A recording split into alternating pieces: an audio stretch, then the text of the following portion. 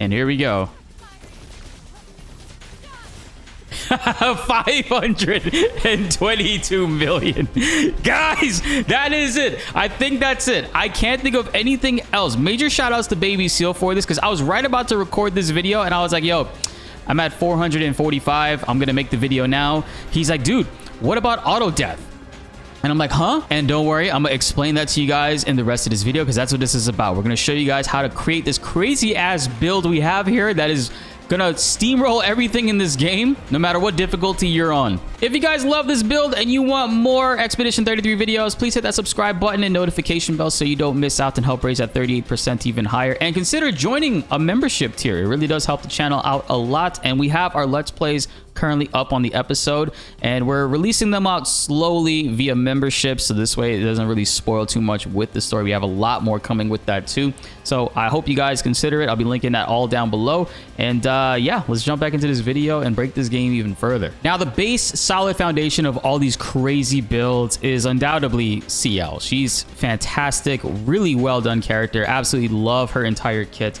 When you get her, as soon as you get her, you could either get Fortune's Fury or you can get Intervention. You can't get both. You don't have enough skill points at that time, but you do have enough to either get one of these. And whichever direction you decide to go with, it's absolutely phenomenal. Fortune's Fury will target your ally and deal double, well, make them deal double damage for 1 turn and 1 turn only. That's important. You have to make sure that they attack on their first turn, or else they're not going to get the double damage off. And then you got Intervention, which makes a targeted ally play immediately. For this build, we don't always have to go with Intervention since our agility is like crazy high at this point, but All Set is the next move that you definitely want to get on her kit. And just to show you guys right here, Intervention is at this point. You can start on this area, go all the way here to get that. All Set is down this way in the same area, and then Fortune's Fury is over here. She's fantastic. She cranks up the damage quite a lot. But it's not just her, it's also other Pictos and stuff. Now, when you're looking at her kit, I'm actually using a pretty weak weapon on her. I don't really do any attacks with her, and if anything, I use her and I use any other character that's not Maelle to mark the enemy.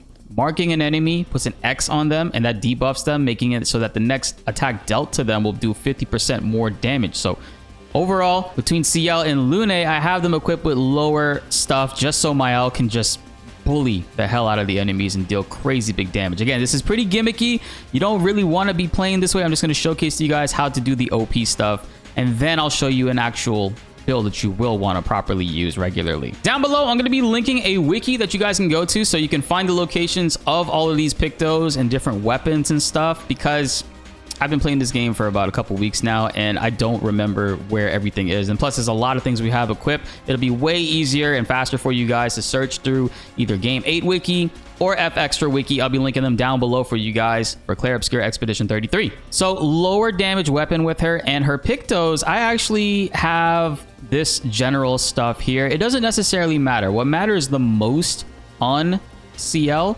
and let's go to active, and I'll show you guys right here. We need auto death. It sounds crazy. Kills self on battle. There's a reason for that. I will explain it just now. We also have auto rush. We have dead energy 2, energizing start 3, 2, and 1, energizing start 4, 2, and energizing turn. So this will basically give her a lot of AP to start with.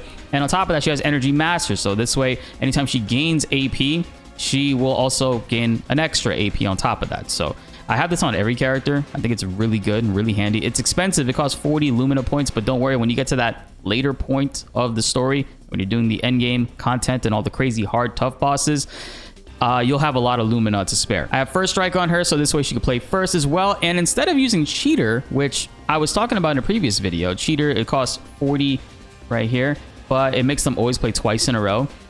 Since I'm not dealing damage with her, I have faster than strong. It's the same thing. Allows them to play twice, but deals 50% less damage. Again, this will make her able to mark enemies easier if she does need to do that. She doesn't always need to do that, but that's just what I'm running on this build. I have talked about first strike already, and marking shots. 20% chance to apply a mark from a free aim shot. It's when you aim at an enemy and you shoot at them.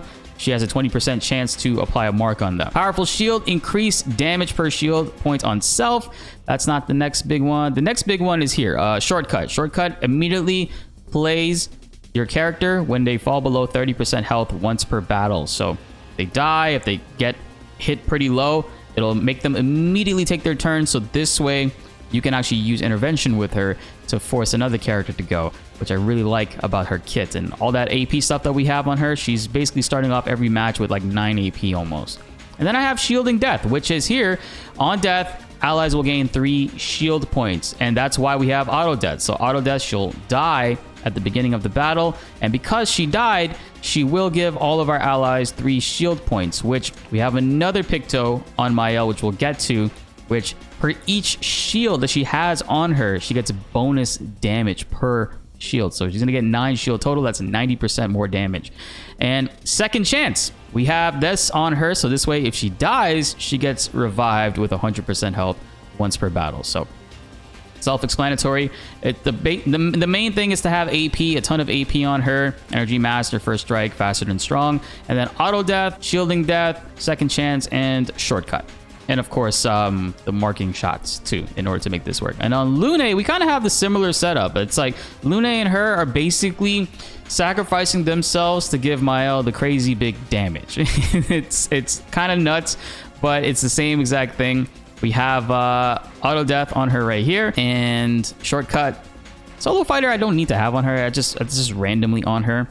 We got Second Chance, Shielding Death, same setup right there. So now the main thing though is Maelle, and you'll see I have like 450 something Lumina points with her, so we can stack a whole bunch of shit and more on top of that. We still have 11 points to allocate, but I essentially have curated this build to being the highest damage that we can output. The only thing this build is missing is Powerful. I don't know how I can get her to activate Powerful with the specific moves that we need her to activate. So this might sound kind of crazy to you guys, but I'm gonna show you guys some of the stuff here. So Aegis Revival, I just have on her just to have it. If she gets revived, she gets an extra shield. At Death's Door, you can't miss this Picto. You get it later on in the story, right as Act 1 ends and Act 2 is beginning. You can't miss it. It's given to you from a boss fight. You deal 50% more damage if your health is below 10%, which sounds kind of nuts. Like 10% is pretty crazy to be down under at, but Maelle has a specific move called Last Chance that puts her down to 1 HP, 1 single HP, but also gives her a full AP to attack and puts her immediately into Virtual Stance. So she can make immediate use of At Death's Door. Augmented Counter just for more counter damage. Augmented First Strike, this is a big deal too. 50% increased damage on the first hit once per battle. This only will work once per battle. It's on the first hit. It's a major one. You're definitely going to want to use this one. We have more counter stuff on her too, just for overall damage. I have auto regen and auto rush on her, so this way she has more status effects like applicated to her, so she can get more damage ultimately from, I think it's Tainted, which we'll get down to the bottom and I'll show you guys. Breaker, I don't really need on her because we're killing everything. We don't need break damage. It's not really affecting much. Charging Alteration, I have this because sometimes her moves, like just using this, will give her enough to get more of a gradient attack, which you'll get later in the game. Burning Death, it's not really necessary. Fully charge enemies health, break bar on death, not really necessary either, but this will also be really good to have on Lune in them, since when they automatically die and then in revive they have breaking death to activate that. And then charging critical, 20% on a critical hit for the gradient bar, so we'll leave that. And I have cheater on Maelle. We don't want to use faster than strong on her because that'll lower the damage that we're trying to output. Cheater will do the same thing, but with her full max damage. Confident Fighter, 30% increased damage, but she cannot be healed. That is actually really important for this build because we have, and I'll skip ahead, we're using Inverted Affinity. It's basically zombie. So if you get healed, you actually take damage for however much you were being healed by. So if you're using this and then your teammate accidentally heals you, you could basically die, especially since we're going to have her at low health. So Confident Fighter is good because she can't be healed, so she can't be killed in that way by accidentally, right? So we'll keep that on her.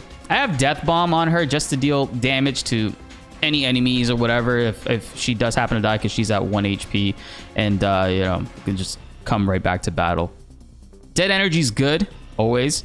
Critical Moment, 50% increased critical chance if health is below 30%. This is good, but I already have her crit rate at 106%, so we're over capped at that point. It's not really important to have this, but if you guys don't have that crit rate, if you don't have Say you're at 50% crit rate and you still need a little bit more, critical moment would be good for you if you're trying to run this build.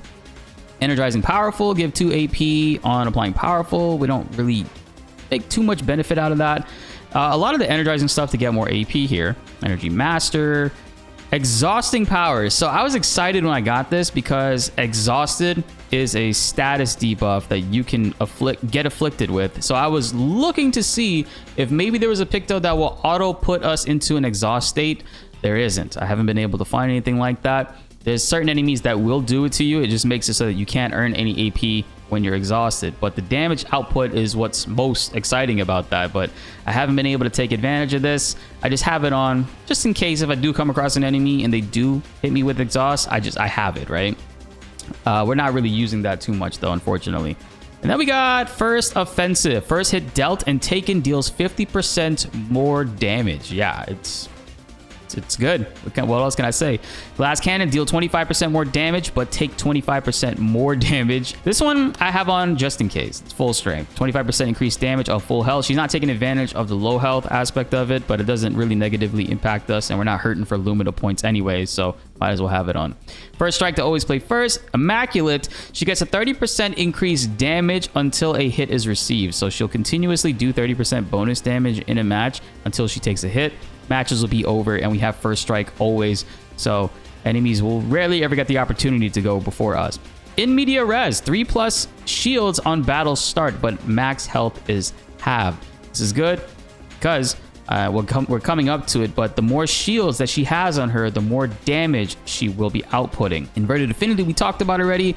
Powered Attack, I don't think this is as needed as it was before when I first started using it. It's still a really good one, but you do lose a lot of AP when you use it because it's consuming AP, and if it does consume the AP when you use an attack, or land an attack that is, you'll increase your damage by 20%. So this can stack. It does pretty good at boosting your damage. So if you can get this early on and use it, I recommend it, but only if you have a lot of energizing like Picto to get back a lot of AP.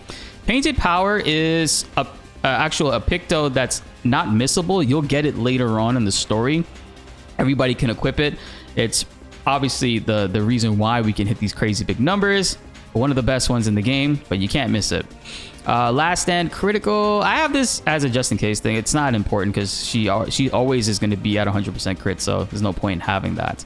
And what else we got on here? There we go. Powerful Shield. 10% increased damage per shield point on self. So by default, she's going to have 3 shields on herself, just because she's in the low health region, right? But Lune and Sciel both die and give the entire team 3 shields. So since Maelle's alive, she gets 9 shields total. That's 90% increased damage. That's a lot of damage, guys. And then we have Roulette, which actually every hit has a 50% chance to deal either 50% or 200% of its damage. So that means that instead of doing the normal damage that you would do, you'll either do 50% less or 200% of that damage. So the 200% activates pretty often, and plus we're hitting so hard, it doesn't really matter if we're that low or if we're hitting the 50%, but 200% happens pretty often whenever I use it. So definitely one of the best Pictos in the game. You get this very early on in the Gestural Village. We made a video talking about that. We got second chance to keep her in the battles, right? And SOS Power, SOS Shield. This is the one way to get powerful with Maelle, but the issue is that you have to be at full health and then use Last Chance in order to get SOS Power, but that does use up 1 turn, and using 1 turn, it kind of wastes Sciel's Fortune's Fury, which will double her attack for 1 turn. So powerful, I think it's 25% extra damage. So I'd rather the other bonus she gets, because technically the math doesn't make sense. Like if you're gonna lose whatever the buff it was that you were getting previously from Sciel doubling your damage for 25% more damage, it's not worth it. Shield Affinity, 30% increased damage while having shields, but receiving any damage always removes all of your shields. So yeah, that's you guys know that's an insane amount of damage on top of what we already have with the shields. And I have Shielding Death on her just in case if she dies to shield the other teammates. Shortcut as well, so she can always play first when her health falls pretty low, but her health is always low. As you guys can see on the top right, I have her at 1 HP this entire time, and she's looking like she's looking like a mess. And Tainted, this is the important one too. 15% increased damage for each status effect on yourself. That is counting for inverted. That's counting for rush. That's counting for regen, shell, powerful. All that stuff gets counted to that. So that's another great one to have too. Survive fatal damage with 1 health once per battle. So I have this on. So some enemy does try to hit her or attacks first, she'll survive. This is also good to have on another teammate as well. Solidifying, +2 shields when the character's health falls below 50%. Sometimes in battle, if Maelle does res, she'll res the full health, and then you'll want to use last chance, which can get you more shields, because technically you're going to go from 100% to below 50% and get shields using it that way. And then we got teamwork, 10% increased damage while all allies are alive, which is great. And then warming up, 5% increased damage per turn, can stack up to 5 times. So that's a max of 25%. But you won't really be seeing this happen too often. At most, you'll probably get 2 stacks because most fights are done before we even get to that point. And then these are the other stuff that we don't necessarily have on her. We're not using. There's a lot of Pictos in this game, man. I don't even think I have every single one. We've basically like 95% of the game. There's still some things we got left to wrap up, but overall, this is the ideal build that you're going to want to be running on Maelle. Until you get Maelle's big hitting moves, her big damage pretty much is going to be coming from Percy right here. This move in the virtuous stance, Percy will deal pretty high single target damage. It does say medium, but it is pretty good. But you always want to go for like the extreme damaging attacks. Like this one deals extreme single target damage, sword ballet, high damage, single target damage. Anything that says high, very high, or extreme, you want to ideally go for. The main stuff is up here. This is her best move. This is the best move in the game, Stendhal. It deals extreme single target void damage. Maelle's best weapon in the game is the Medallum. You get this as early as the Gestural Village. You get this by making Maelle do the tournament, and if she wins the tournament, she gets it. And honestly, this is the best weapon in the game for her. There's other weapons that have slightly higher power, but they don't deal as much damage as this one. I don't know if it's bugged or not, but I've done some tests specifically with the Barrier Breaker. It's the same exact stats it uses. It's 11,000 power, but it deals way less damage than the Medallum, and it also always keeps you in virtuous stance to start off the battle, so keeping her at a 1 HP is always an easy thing to do. And yeah, she just goes ham with this, guys. Raw Pictos I have on Maelle. I have Second Chance, Shortcut, and Roulette, and these are the levels that they're at currently, and you'll see I have her crit rate at 106%. So ideally, that's how I like to do it, is to use the Pictos to give the crit rate, so this way you don't have to worry about spending any points in luck in order to do that. You're kind of overcapping it. And on Sciel, this is what I got Powerful Shield on her, Energy Master, in Media Res.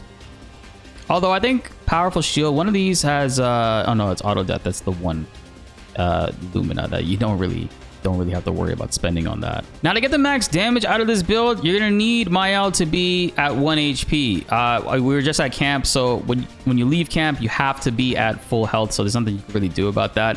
So what I'm gonna do is I'm gonna get into a fight, and I'm gonna show you guys, I'm actually gonna show you guys this build that we're running when she's at full health and how much damage it does, and I'll show you the differences one time. So now she has the full buffs. Everybody's attacking. Okay, so let's go ahead and we'll do Fortune's Fury on Maelle. She's in Virtuous Stance. We'll go ahead, we'll use All Set to give everybody buffs. So we got full buffs underneath Maelle's health bar. All of those green. And now with Lune, we are going to attack an enemy until we mark them. Got a 20% chance to do this. Wow. No way. Okay, wow. On the very last one, we were able to get it. I guess it didn't matter because she was gonna get a second turn here anyway, so